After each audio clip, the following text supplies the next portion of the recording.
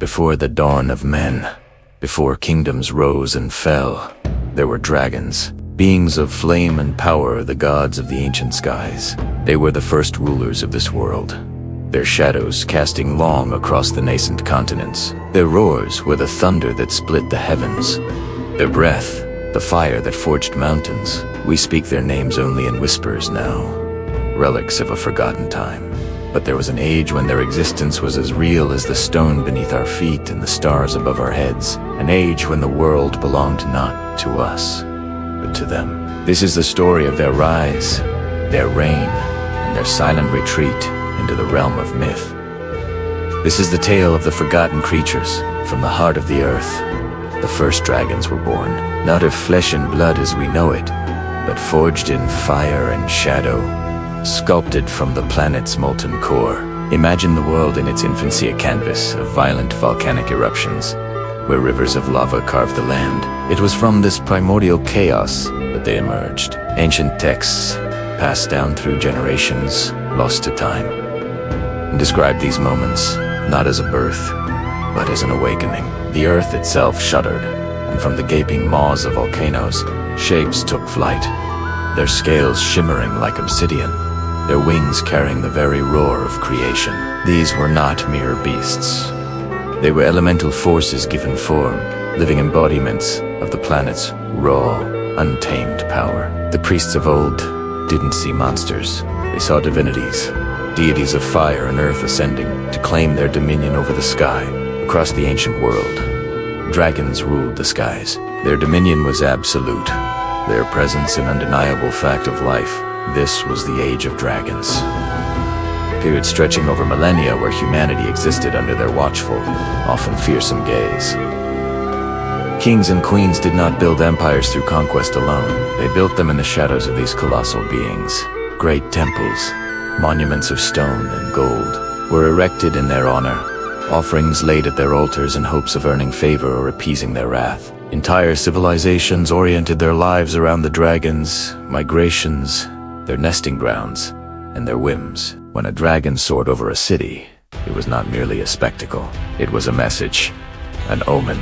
Some believed the dragons chose who would rule, that the right to wear a crown was granted by the silent consent of the winged titans above. To have a dragon roost near your kingdom was a sign of immense power and prestige, but also a constant, terrifying reminder of who truly held dominion over the world. Some called them gods of balance, the sacred guardians who maintained the natural order. They saw the dragon's fire not as destruction, but as a cleansing force, a necessary part of the world's life cycle, like a forest fire that clears the way for new growth. To these believers, a dragon's presence ensured bountiful harvests and protected lands from unseen evils. They were a link between the mortal realm and the divine, their majestic forms a testament to the world's inherent magic.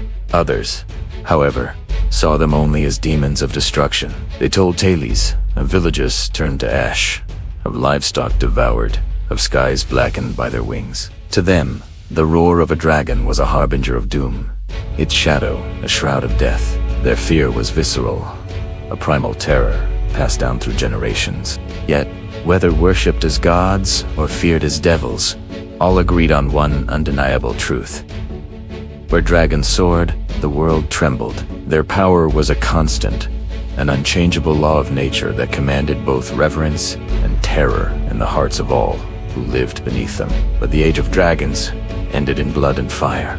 As mankind grew in number and ambition, reverence turned to envy, and fear curdled into defiance. We began to see the dragons not as gods to be worshipped, but as rivals to be overcome, obstacles standing in the way of our own dominion. The same hands that once offered prayers began to forge weapons. The age of worship gave way to the age of war. Great hunts were organized, gathering the bravest and most foolish warriors to challenge the masters of the sky. Legends speak of epic battles that scarred the landscape, of mountainsides stained with the blood of both men and dragons. Spears tipped with obsidian and blessed by forgotten rituals were hurled into the heavens. Slowly, tragically, the titans began to fall.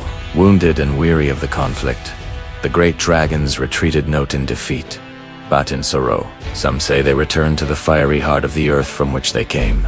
Others believe they simply went to sleep, hiding themselves within the deepest mountains, waiting for the world to forget the treachery of mankind. Even now, their mark remains etched into the very fabric of our world. We find them in myths, in legends, in the bedtime stories we tell our children. Archaeologists in forgotten deserts brush away centuries of sand to reveal ancient stone carvings of immense, winged creatures. Deep within crumbling ruins, torchlight flickers across faded murals, revealing scenes of dragons breathing fire upon armies of old. Statues, worn by time and weather, still stand sentinel in remote valleys, their stone eyes seeming to hold a faint, lingering glow. Their memory persists, a whisper in the collective unconscious of humanity. It raises a tantalizing, chilling question. What if they never truly left? Could the legends be more than just stories? Could the dragons still exist, slumbering in their timeless sleep, waiting deep beneath the mountains for a sign, for a reason to awaken once more and reclaim the skies they once commanded? The world has grown cold and the magic has faded, but the embers of that ancient age still linger. They smolder in the heart of volcanoes, in the lightning that splits a stormy sky, and in the dreams of those who dare to look up and wonder.